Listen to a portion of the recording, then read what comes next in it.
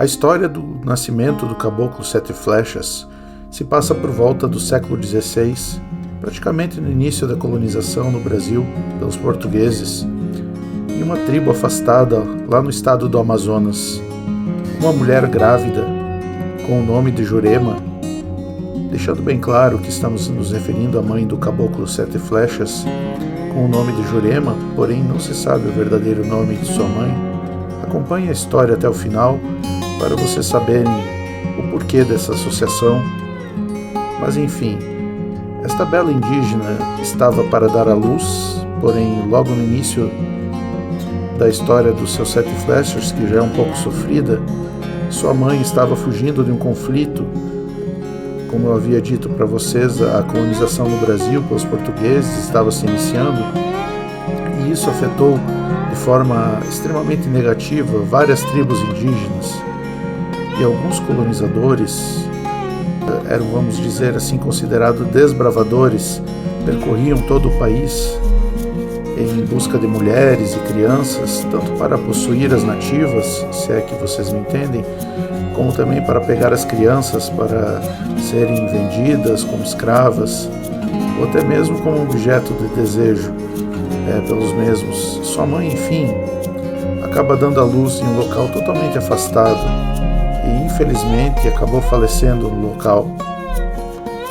Por sorte, seus sete flechas foi acolhido por um indígena com idade bem avançada, que levou o recém-nascido para um local, uma outra tribo, que por sinal muito distante de onde eles estavam. Lembrando, como eu havia falado para vocês, o Caboclo Sete Flechas era apenas um recém-nascido no caso, e ele precisaria de uma ama de leite para se alimentar, e a sua mãe já não poderia mais fazer isso, pois havia falecido no parto.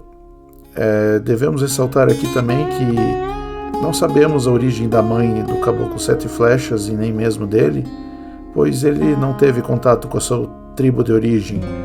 Porém, ele foi amparado por um outro companheiro indígena mais velho, que o leva para a tribo dos Pataxós.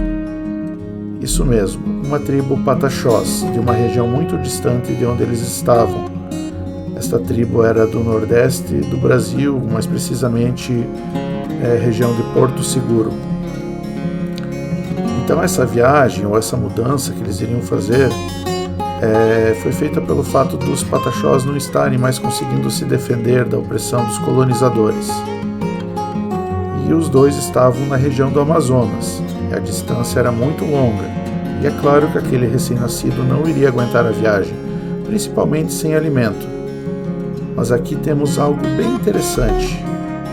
No decorrer do caminho, percebendo que aquela criança, o Caboclo Sete Flechas, não iria aguentar a viagem, o velho homem, sem saber o que fazer, pega aquela criança e deixa para trás. Porém, algo aconteceu no momento que ele deixa a criança no chão, aos pés de uma grande árvore. Ele percebe que uma grande onça fêmea se aproxima da criança. Naquele momento, é claro que o velho indígena apenas lamentou, porque sabia que a onça ia acabar devorando aquela criança, um recém-nascido. Mas, por incrível que pareça, aquela onça não ataca a criança. Ao contrário, ela deita ao lado do pequenino e começa a amamentá-lo. Sim, pessoal, ela alimenta a criança com o próprio leite. E após alguns minutos, a onça se levanta e sai mata dentro. O velho indígena, surpreso com o ocorrido, volta rapidamente, pega a criança no colo e continua sua viagem. Agora, chegando lá na tribo dos Pataxós, ele conta a história para todos e é claro que ninguém acreditou. Porém, uma mulher, uma indígena, acaba batizando a criança com o nome de Apoema, que quer dizer aquele que vem de longe, ou aquele que vai longe. Lembrando, pessoal, que esse nome é de origem indígena, mas não é um nome de origem Pataxós. Mas como aquela criança tinha vindo de uma tribo que ninguém conhecia, foi esse o primeiro nome dado ao Caboclo Sete Flechas. Mas enfim, agora já na tribo Pataxó, a poema Nossos Sete Flechas, começa a crescer e tem uma vida comum. É claro que sua história já era contada desde pequeno. Ele recebia treinamento de caça, de batalha dos mais velhos da tribo, né? E por falar dos mais velhos da tribo, seus Sete Flechas nunca teve em si uma família fixa. Ele cresceu e com seus 14 anos, já pronto para entrar na fase adulta, ele recebeu o nome de Sete Flechas. Se trata de um nome astuto, ágil, e essa nomenclatura Sete Flechas veio pelo simples fato de que ele utilizava um arsenal de 7 flechas. Lembrando que todos vocês que futuramente esse nome conteria outros significados, principalmente dentro do quesito espiritual. Mas em si o significado 7 flechas, que o qual ele ganha no nome, passa esse aí após ele passar pelo ritual para ingressar à fase adulta. Ele recebe seu arsenal de 7 flechas. Enfim, além de se tornar um grande caçador, também se torna um grande guerreiro, auxiliando toda a tribo, principalmente em conflitos com os colonizadores. Outra parte da sua história foi quando ele completa seus 19 anos de idade, pois conhece uma índia muito linda e que carregava o nome de Jurema. Sim, pessoal, Jurema, a famosa Jurema que conhecemos tradicionalmente. Claro, entidade que também se manifesta dentro dos terreiros de Umbanda. Pois bem, ele se casa nos costumes da tribo e constitui uma família. E vocês lembram que no início eu dei o nome da mãe dele como Jurema, porque foi a cabocla Jurema, no caso a sua esposa, foi a única mulher que chegou perto de ser uma mãe para ele. Tão bom, além de cuidar dele, também era uma ótima mãe, uma mãe exemplar. O Caboclo Sete Flechas teve filhos, na verdade 2 filhos, um que recebe o nome de Cobra Coral e o outro Uviratã. O tempo foi se passando e o Caboclo Sete Flechas se torna um líder, por assim dizer, pois era ele mesmo que liderava os guerreiros da tribo quando havia uma necessidade de um conflito com outros indivíduos. O tempo se passa e seus 7 flechas, é claro, vence várias batalhas, lembrando que o seu senso de justiça pessoal, o senso de justiça dos 7 flechas era inigualável. Até então, através desse senso de justiça dele, alguns ligam essa entidade às forças do orixá Xangô, que é o orixá da justiça. Enfim, chegando agora em uma parte de sua vida na qual sua tribo estava sendo, por assim dizer, saqueada pelos colonizadores. Explicando melhor, os colonizadores portugueses entravam em várias tribos da região, sequestravam mulheres indígenas, no caso, principalmente mulheres indígenas. E o motivo, é claro, que vocês já sabem, apenas para satisfação carnal. Ou seja, muitos colonizadores praticavam estupro contra as indígenas, fora as outras coisas pesadas que eles praticavam com eles. Atacavam as aldeias, ateavam fogo e roubavam os alimentos dos indígenas. Mas enfim, a tribo dos seus 7 flechas passou por isso, justo no momento em que a maioria dos homens da tribo estava na caça. Quero dizer que sua tribo estava praticamente totalmente desprotegida.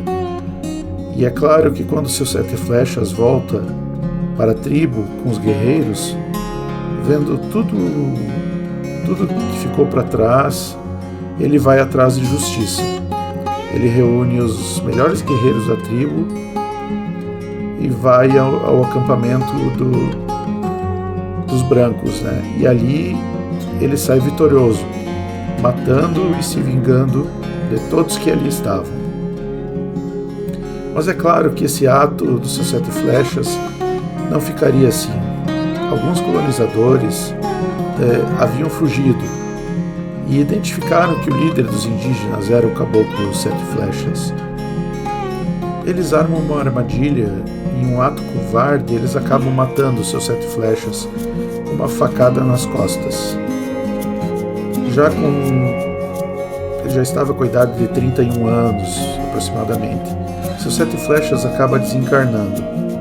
E a tribo, é claro, continuou o legado dos Sete Flechas, a história foi passada de geração para geração. Mas essa foi um pouco da história do Caboclo Sete Flechas, né? Uma história triste, mas também uma história de luta, uma história de garra, uma história de um povo que foi oprimido e que teve que lutar contra essa opressão. Acho que é uma história de vida que nos dá um exemplo. Ao chegar ao plano espiritual, o Sete Flechas recebe a autorização de todos os orixás para poder trabalhar as suas forças, onde foi dado para ele as 7 vibrações dos orixás. Uma outra coisa também é a influência de Xangô no seu trabalho, porque se trata também de uma entidade justa em vida, e depois do seu desencarne devemos compreender que o Caboclo Sete Flechas trabalha com todas as vibrações, conforme a necessidade da sua manifestação. Hoje em dia ele se manifesta nos terreiros espalhados pelo Brasil, como eu disse, em todas as vibrações e propósitos, e é claro, na justiça. Além disso tudo, é uma entidade com conhecimento incrível, com ervas, auxiliando muito através da cura natural. A sua manifestação no terreiro pode variar conforme a necessidade e o próprio médium, também podendo se manifestar como caboclo caçador, no caso, um caboclo mais novo, mais ágil, mas também podendo se manifestar como um cacique, um pajé, como eu disse, dependendo da necessidade do próprio médium.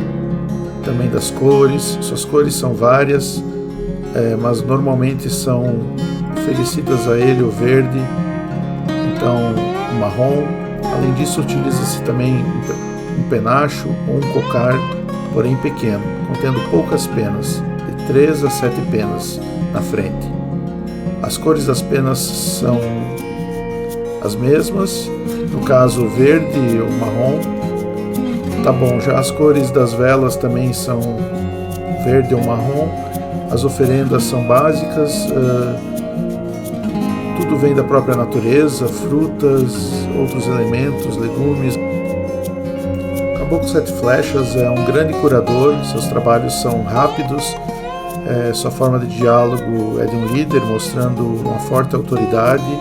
Suas conversas também é um ótimo ouvinte, grande defensor dos animais e dos injustiçados, podendo recorrer a essa entidade, é claro, para todas as necessidades e problemas, e é claro que em momentos de alegria também, pois seus Sete Flechas também, além de ser um grande líder, é uma grande entidade e um grande companheiro e amigo.